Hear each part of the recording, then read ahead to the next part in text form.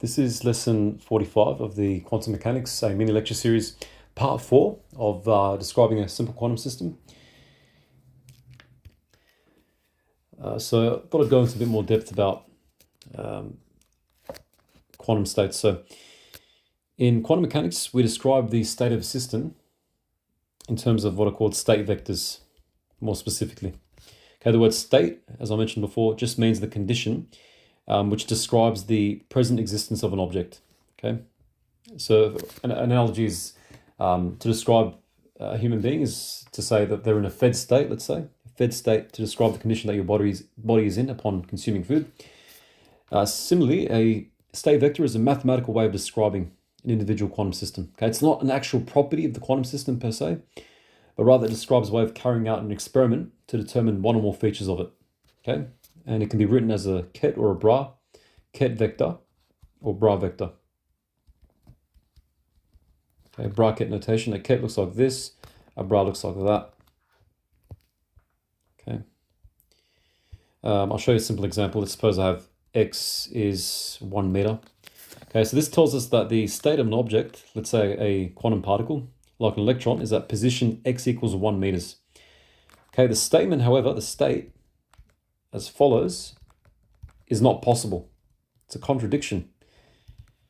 Okay, you can't have a particle being in two positions at the same time upon being measured. Okay, and classically, in the classical world, the world of classical physics, the state of a system is when you know that all that is needed to make predictions about its future. Right. So in the world of classical physics, we can theoretically determine everything we need to describe the state of a system, like a particle, simultaneously. And we know that that's not possible in the quantum world. And in quantum mechanics, we write the position of an object, like a quantum particle, using the symbol x, right? Let's generalize the description of an electron using quantum superposition. So a two-level system. Okay, a two-level system means that there's two sort of possible measurements you can make on the quantum system. Okay, it's something which has got two components. So a two-level system looks like this. It's described by a quantum state as follows: A state 0 plus B state 1.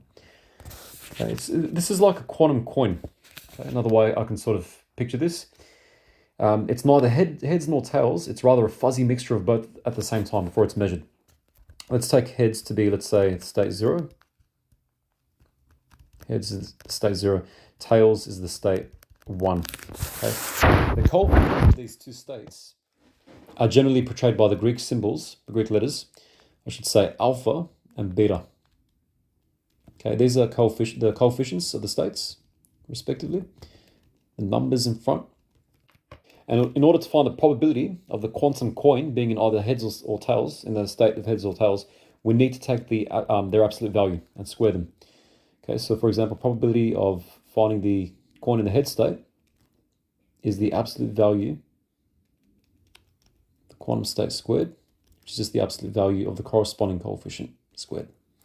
Similarly, for the probability of finding the electron, the probability of finding the coin in the tail state, right?